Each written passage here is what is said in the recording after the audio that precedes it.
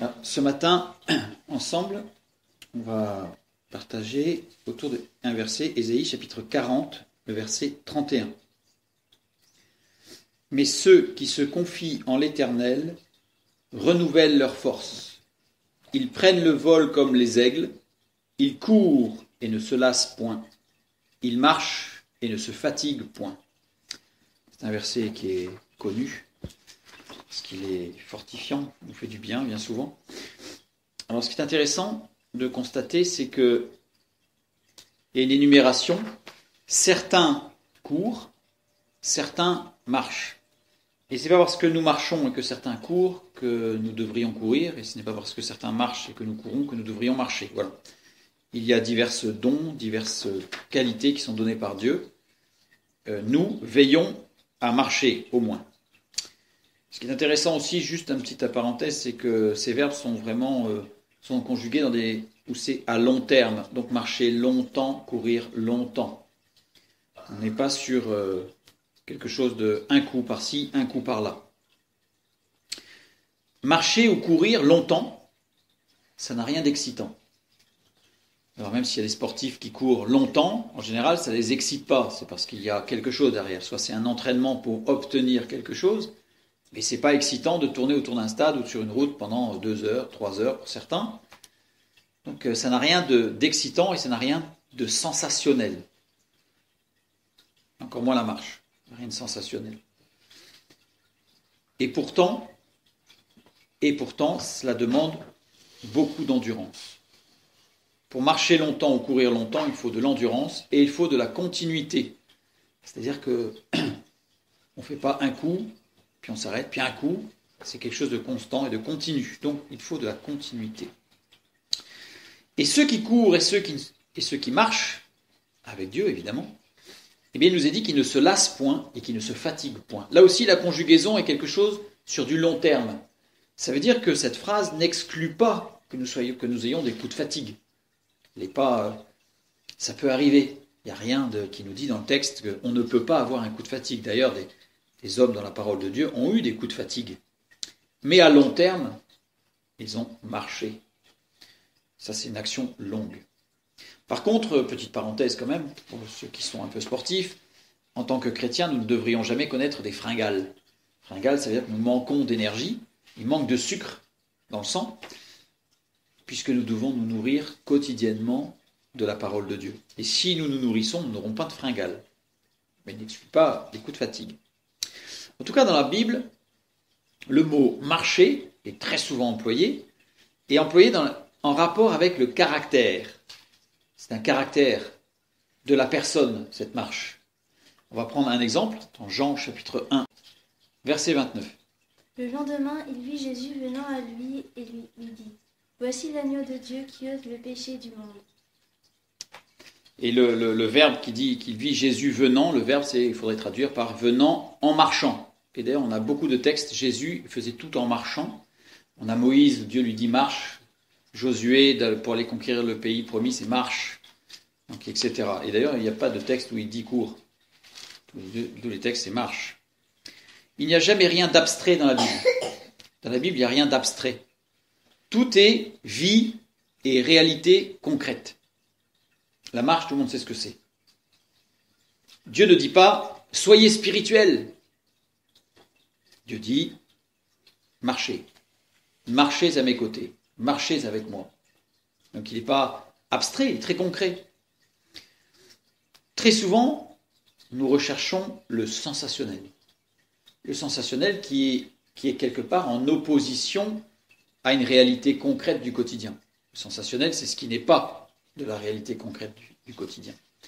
Et en cherchant le sensationnel, eh bien ça donne des résultats. Le résultat physique, on va avoir des manifestations nerveuses. C'est-à-dire qu'il va y avoir la tension à l'intérieur, dans le sensationnel. Émotionnellement, on va avoir des affections qui vont être désordonnées, au niveau émotion, puisque le sensationnel n'est pas dans l'ordre du quotidien et du régulier. Donc on va venir perturber nos affections intérieures, ce qui va amener à l'immoralité. Si on se laisse porter par ces affections émotionnelles, on va aller forcément vers l'immoralité. Et spirituellement, les effets de la recherche du sensationnel, eh bien, c'est une destruction de toute vie authentique avec Dieu. La recherche du sensationnel, c'est la destruction de notre vie authentique. La présence réelle de Dieu dépend d'une seule chose, de notre volonté de regarder sans cesse au Seigneur. Quand nous cessons de compter sur lui, les difficultés surgissent. On va lire un autre passage, psaume 46, versets 2 et 3. Dieu est pour nous un refuge et un appui, un secours qui ne manque jamais dans la détresse. C'est pourquoi nous sommes sans crainte quand la terre est bouleversée et que les montagnes chancellent au cœur des mers. Voilà. C'est pourquoi nous sommes sans crainte lorsque, et la description est catastrophique, enfin c'est cataclysmique la description qui est donnée. Eh bien cette phrase, c'est pourquoi nous sommes sans crainte, c'est pourquoi je suis sans crainte, eh bien devient notre expérience quotidienne uniquement si nous sommes décidés à nous appuyer non pas sur le sentiment de la présence de Dieu, j'ai l'impression, j'ai le sentiment, j'ai le ressenti que, mais sur la certitude de sa présence. Le synonyme ici de certitude, c'est la foi. Donc si je sais que mon Rédempteur est vivant et que je sais qu'il est avec moi, alors toutes ces difficultés-là ne peuvent pas m'atteindre, me détruire. Elles peuvent me faire peur, évidemment, mais elles ne peuvent pas nous détruire. C'est pourquoi je suis sans crainte de la destruction. On va lire un autre passage pour terminer. Genèse chapitre 28, le verset 16. Jacob s'éveilla de son sommeil et il dit « Certainement l'Éternel est en ce lieu et moi je ne le savais pas. » Voilà. Dieu était ici et moi je ne le savais pas. Ça veut dire que Jacob, à ce moment-là, ne vivait pas dans la certitude que Dieu était avec lui.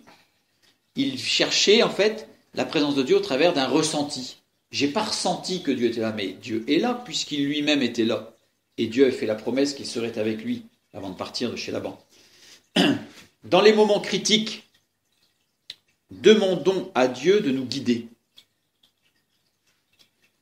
Et gardons-nous de dire « Conduis-moi dans telle et telle situation ou direction ».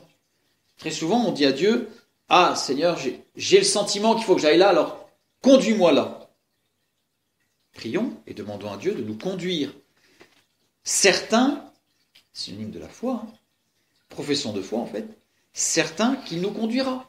Il nous le dit à maintes reprises, il est notre Père céleste.